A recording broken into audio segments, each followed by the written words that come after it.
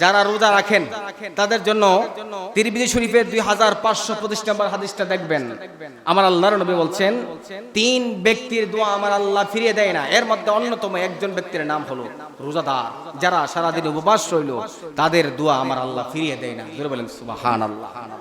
2 নম্বর, নেই পরায়ণ শাসক, অর্থাৎ যেই শাসক দেশ কায়েম করে, দেশ চালায়, ওই নেই প্রেরণ বাদশা যদি সে হকের উপর থাকে তার দোয়া আমার আল্লাহ কখনো ফিরিয়ে দেয় না। জোরে বলেন সুবহানাল্লাহ।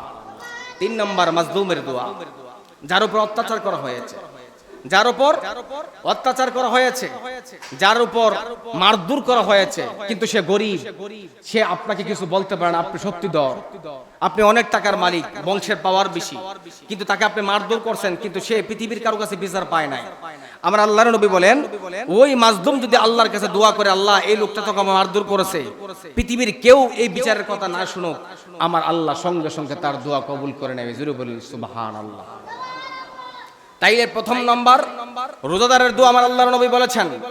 2 নম্বর দেখেন, বুখারী শরীফের 1904 নম্বর হাদিস এবং মুসলিম শরীফে 1151 নম্বর হাদিসের মধ্যে মুবারক আল্লাহর নবী রহমাতুল আলামিন তিনি বর্ণনা করেছেন, রোজাদারের জন্য 2টা আনন্দ রয়েছে। কয়টা আনন্দ রয়েছে? 2টা আনন্দ রয়েছে। যারা রোজা রাখবেন তাদের জন্য সুসংবাদ দিয়েছেন। রোজাদারের জন্য 2টা আনন্দ সংবাদ রয়েছে। 1 নম্বর হলো ইফতারের সময়। কিসের সময়? ইফতারের সময়। যখন বান্দা ইফতারটা নিয়ে বসে, যখন ইফতারটা নিয়ে আমি ফল ফ্রুট নিয়ে বসেন, খেজুর নিয়ে, শরবত নিয়ে বসলেন, বসার পরে আপনি খাচ্ছেন না। আপনি খাচ্ছেন না কার ভয়ে? একটু জবানটা খুলতে বলবে, কার ভয়ে? আল্লাহর ভয়ে। আচ্ছা, মনে করে যারা দোকানপাট লাগায়া বাহিরে পর্দা দিয়া সুন্দর করে ভিতরে খাচ্ছে, এই তাদেরকে আমার আল্লাহ দেখে কি দেখে না? একটু জবানটা খুলে বলতে হবে, দেখে কি দেখে না? যারা দোকানপাট লাগাইলো এবং দরজাটা লাগাইলো, আপনার ভাই দেখে নাই, আপনার বোন দেখে নাই, আপনার বাবাও দেখে নাই, আপনার বন্ধু বান্ধব কেউ দেখে নাই, দরজাটা লাগাই দিলেন, অথচ রোজা আপনার জন্য ফরজ। আপনি সুঠাম দেহের একটা মানুষ, কিন্তু আপনি এত সুঠাম দেহের হওয়ার পরও আপনি রোজা রাখছেন না। রোজা না রেখে দোকানটা বন্ধ করে পর্দার আড়ালের ভিতর গিয়ে খাচ্ছেন। পৃথিবীর কেউ না দেখো, আমার আল্লাহ দেখে কি দেখে না? তো আমার আল্লাহ দেখেন, দেখার পরে আমার আল্লাহ আপনার রিঅ্যাকশন, অ্যাকশন নেবেন। হয়তোবা দুনিয়ার মধ্যে আপনি সেটা পাবেন না, কিন্তু আখিরাতের মধ্যে এই অপরাধের জন্য অবশ্যই আপনি জাহান্নাম বুক করতে হবে। কথা বলেন ঠিক কিনা? অথচ আমার আল্লাহ রাব্বুল আলামিন প্রিয় হাবিব বলতেছেন, রোজাদারের জন্য 2টা সুসংবাদ। একটা হলো ইফতারের সময়, ইনদাল ফিতর, যে ইফতারি করবে, ইফতারের আগ মুহূর্তে আমার আল্লাহর নবী বলছেন, ইফতারিটা সামনে নিয়ে, মনে রাখবেন, ইফতারি সামনে নিয়ে আপনার খেজুর, আপনার আসবাবপত্র, যত শরবত আছে, এভরিথিং, সব খাবার আপনি সামনে রাখলেন। রাখার পরে আপনি খাচ্ছেন না, তখন আমার আল্লাহ রাব্বুল আলামিন ফেরেশতাদেরকে নিয়ে আপনার জন্য, আমার জন্য প্রশংসা করে, এই ফেরেশতা, তোমরা তো বলেছিলে যে আমি রব্বুল আলামিন যেন দুনিয়ার মধ্যে মানুষ না পাঠাই, কিন্তু দেখো মানুষকে পাঠাইলাম, কিন্তু তারা আমার হুকুম আহকাম মেনে, তারা তাদের সামনে খাবার রয়েছে, কিন্তু খাবার থাকার পরও আমি আল্লাহ বসে খাচ্ছে না, গ্রহণ করছে না।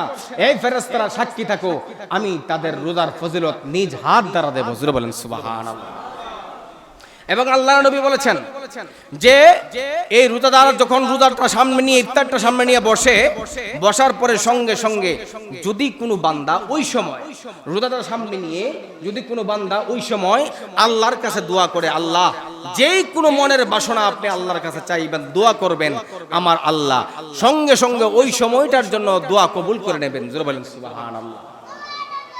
2টা সুসংবাদ, একটা হলো ইফতারের সময়, আর একটা হলো বান্দা আল্লাহর সাথে সাক্ষাতের সময়।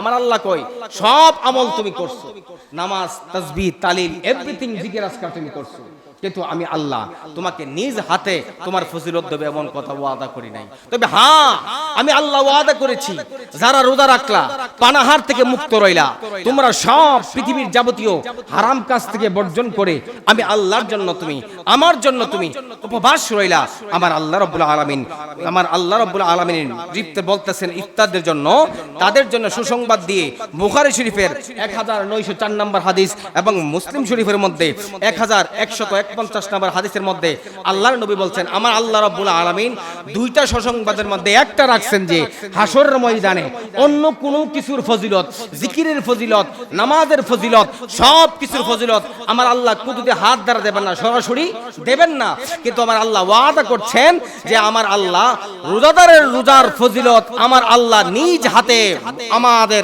আপনার কাছে সমর্পণ করবেন। সুবহানাল্লাহ।